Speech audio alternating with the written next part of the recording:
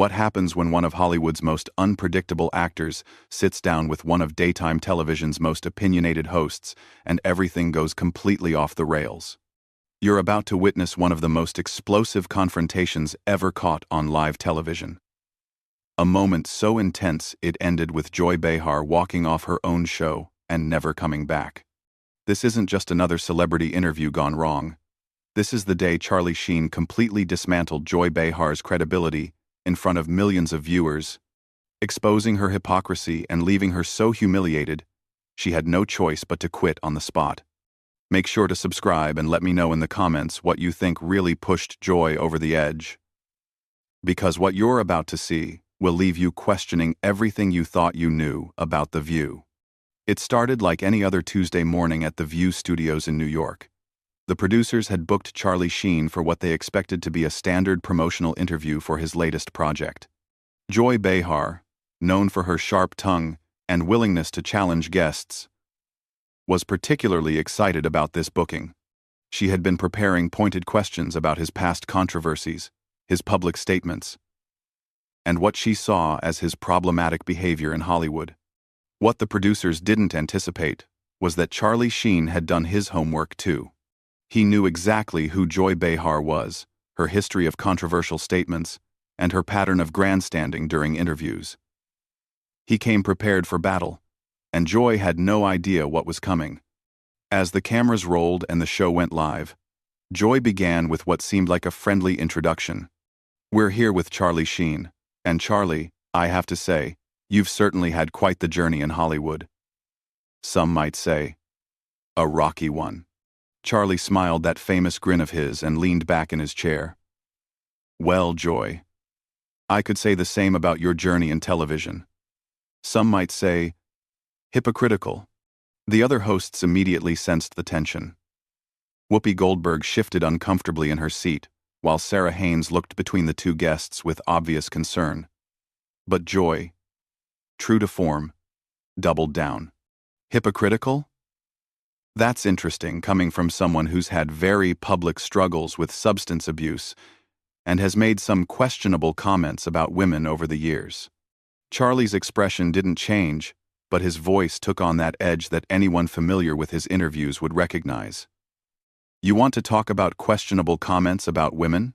Should we discuss your comment about how Republican women are just angry because they can't get dates? Or maybe your statement that conservative women don't think for themselves?" Joy's face began to redden slightly, but she pressed on. "Those were political observations, Charlie. There's a difference between political commentary and personal attacks." "Political commentary?" Charlie repeated slowly, as if tasting the words. "Is that what we're calling it now? Because I seem to remember you saying that women who vote Republican are basically voting against their own interests because they're too stupid to know better. Was that political commentary too?" The studio audience had gone completely silent. This wasn't the usual back-and-forth banter that The View was known for. This was something else entirely. Joy looked to her co-hosts for support, but found none. Even Whoopi, usually quick to jump into any controversy, seemed to be staying out of this one. "I think you're taking my words out of context," Joy said, but her voice had lost some of its usual confidence. Charlie leaned forward slightly, his eyes never leaving Joy's face. "Out of context? Joy, I watched the entire segment, multiple times. You spent 15 minutes explaining why women who don't agree with your politics are essentially brainwashed. But when I make a joke about Hollywood culture, suddenly I'm the problem? Your jokes weren't just about Hollywood culture." Joy shot back, her voice rising slightly. "You've made degrading comments about women. You've had public meltdowns. And frankly, your behavior has been erratic at best." "Erratic," Charlie repeated, nodding slowly. "That's rich coming from someone who once screamed at a guest for having different political views and then claimed you were the victim when people called you out for it. Tell me, Joy, when you were having your very public meltdown about the election results, was that erratic behavior or just passionate journalism?" The cameras captured every moment of Joy's face as it cycled through emotions, anger, embarrassment, frustration. She was clearly not used to being on the receiving end of this kind of direct confrontation, especially not on her own show. "I've never had a public meltdown," Joy insisted, but her voice was shaking now. Charlie pulled out his phone. And for a moment, Joy looked hopeful that he was going to back down. Instead, he began reading from what was clearly a prepared list. November 15th, you threw papers at your co-host during a commercial break because she disagreed with you about climate policy. December 3rd, you walked off set during a live show because a guest corrected your facts about healthcare statistics. January 22nd, you interrupted a guest 7 times in under 3 minutes because you didn't like their opinion about foreign policy. Should I continue? The silence in the studio was deafening. Joy's mouth opened and closed several times, but no words came out. The other hosts looked like they wanted to be anywhere else in the world. Those were just, Joy stammered. "I'm passionate about the issues that matter to Americans." "Passionate," Charlie said, leaning back again. "Is that what we're calling it? Because, from where I'm sitting, it looks like you can dish it out, but you can't take it. You've built a career on attacking people, questioning their character, their intelligence, their motives. But the minute someone does the same thing to you, suddenly you're the victim." Joy's face was now noticeably flushed, and her hands were clenched on the desk in front of her. "This is completely inappropriate. This is supposed to be an interview about your work."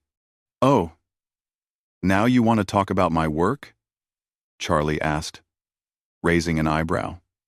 "Because 5 minutes ago, you wanted to talk about my personal life, my struggles, my past mistakes, but when the spotlight turns on you, suddenly we need to change the subject?" The tension in the room was so thick you could cut it with a knife. Joy looked desperately to the producers off camera, but they seemed just as stunned as everyone else. This wasn't going according to anyone's script. "I think we should move on," Whoopi finally interjected, trying to save the situation. But Charlie wasn't done. "No, I think this is important. Joy has spent years telling Americans what to think, who to support, how to live their lives. She's positioned herself as some kind of moral authority. But what's her qualification for that exactly? What has she done besides criticize other people?" Joy's eyes flashed with anger at Charlie's question about her qualifications. She straightened in her chair, clearly deciding to go on the offensive rather than continue playing defense. "My qualifications? I've been in this business for decades, Charlie. I've interviewed presidents, world leaders, celebrities. I've covered major news events and political campaigns. What exactly have you done besides make movies and cause scandals?" Charlie smiled that dangerous smile again. "Well, Joy, I've entertained millions of people, created jobs for thousands, and managed to do it without pretending to be something I'm not. I've never claimed to be a journalist or a political expert. I'm an actor. But you seem to think your opinion carries more weight than actual experts." "I am a journalist," Joy snapped. "I've been doing this longer than you've been making your little sitcoms." "Journalist?" Charlie laughed, and it wasn't a pleasant sound. "Joy, when was the last time you actually reported news? When did you last investigate a story, check sources, do actual journalism? All you do is sit behind that desk and give your opinions about things you've read in other people's reporting." Joy's voice was rising now, her professional composure completely gone. "I research every topic we discuss on this show. I read extensively about current events, politics, social issues. Reading Twitter doesn't count as research, Joy," Charlie said smoothly. "And getting your talking points from partisan websites doesn't make you a journalist. It makes you a commentator at best, a propagandist at worst." The other hosts were clearly uncomfortable. Sarah Haynes was fidgeting with her papers, while Sunny Hostin looked like she wanted to disappear. Even Whoopi, known for her strong personality, seemed reluctant to jump into this particular fire. "How dare you?" Joy said, her voice shaking with rage. I have integrity. I tell the truth. I hold people accountable. Integrity? Charlie leaned forward again. Is it integrity when you selectively edit clips to make people look bad? Is it integrity when you refuse to have guests on who might challenge your worldview? Is it integrity when you cut to commercial every time someone makes a point you can't argue against? Joy opened her mouth to respond, but Charlie wasn't finished. You want to talk about holding people accountable? Let's talk about the time you completely misrepresented that story about the veterans' charity. You had all the facts wrong, but instead of correcting yourself when people pointed it out, you doubled down and attacked anyone who questioned you.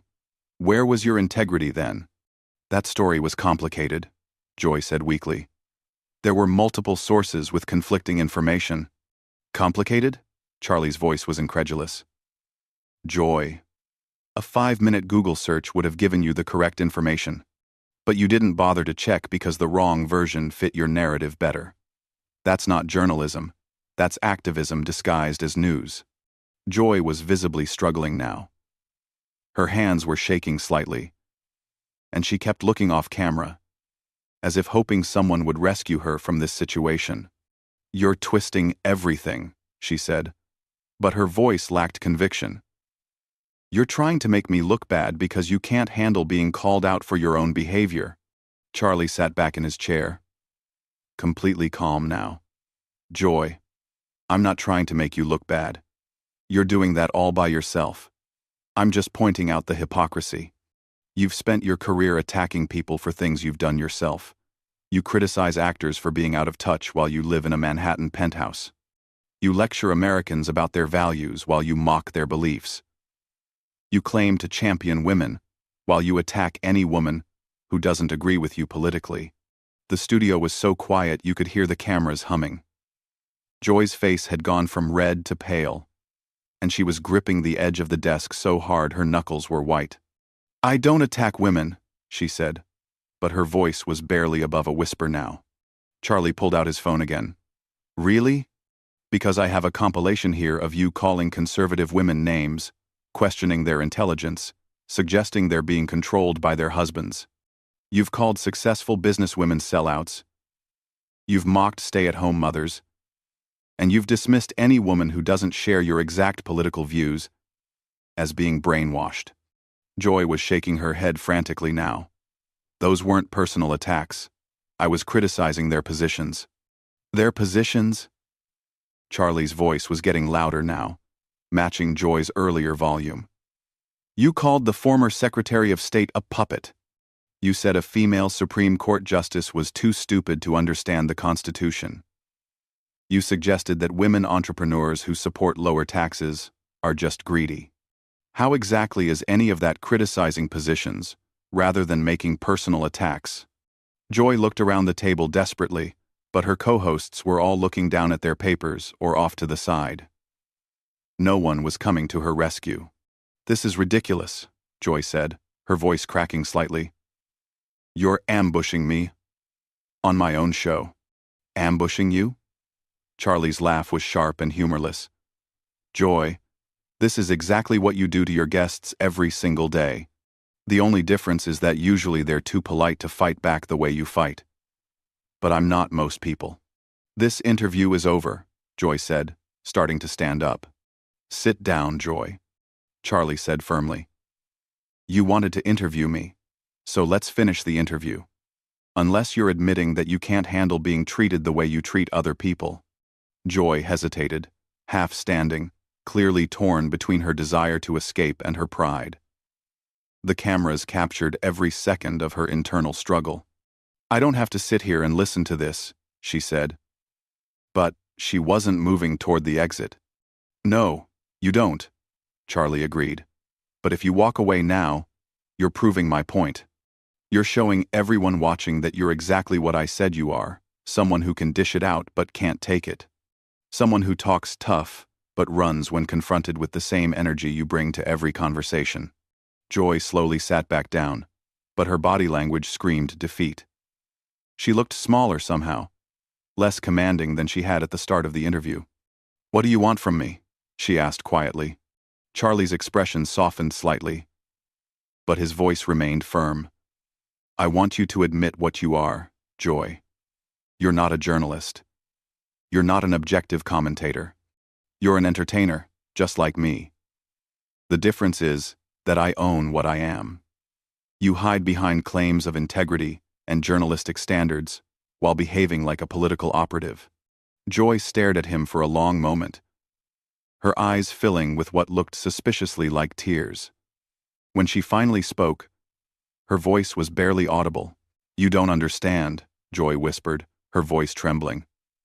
This show, this platform, it's important. We're giving voice to issues that matter. Charlie's expression remained unchanged. Whose voice, Joy? Because it seems like the only voice that matters on this show is yours. When was the last time you had a guest on who genuinely challenged your worldview, and you let them finish their thoughts without interrupting, without cutting them off, without dismissing them? Joy wiped at her eyes, trying to compose herself. But the damage was already done. The powerful, confident host who had started this interview was gone, replaced by someone who looked lost and vulnerable. We have diverse viewpoints, she said weakly. Diverse? Charlie shook his head. Joy. Having people who agree with you 90% of the time instead of 100% isn't diversity. It's an echo chamber. And you've turned yourself into the chief echo. Whoopi finally tried to intervene again. Maybe we should take a break and... No, Charlie said firmly, never taking his eyes off Joy. We're not done here. Joy wanted to psychoanalyze me, to dig into my personal life, to question my character. Fair enough. But now it's her turn. Joy's breathing was becoming more labored, and she kept looking toward the exits. I can't do this anymore. Can't do what, Joy? Can't have a real conversation? Can't defend your own actions? Can't handle being questioned the way you question everyone else? Charlie's voice wasn't shouting, but it carried the weight of absolute conviction. This is what you do, Joy. Every single day. You sit behind that desk and you tear people apart. You question their motives, their intelligence, their right to have opinions different from yours. But the minute someone turns that same energy on you, you fall apart. Quote.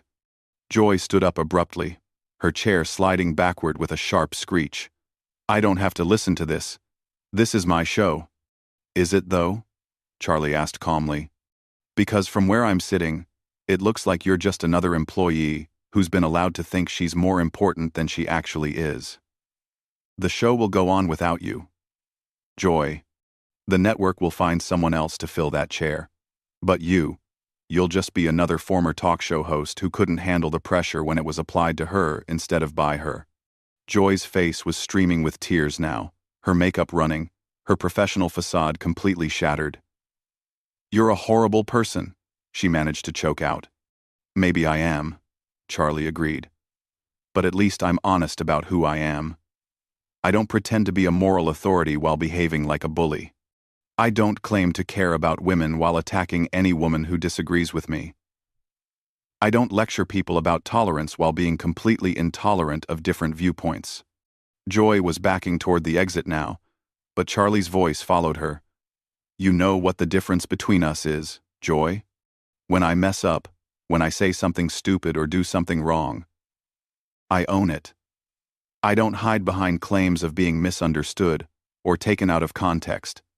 But you've built an entire career on being the victim while victimizing others. Stop, Joy said, her voice breaking completely. Just stop.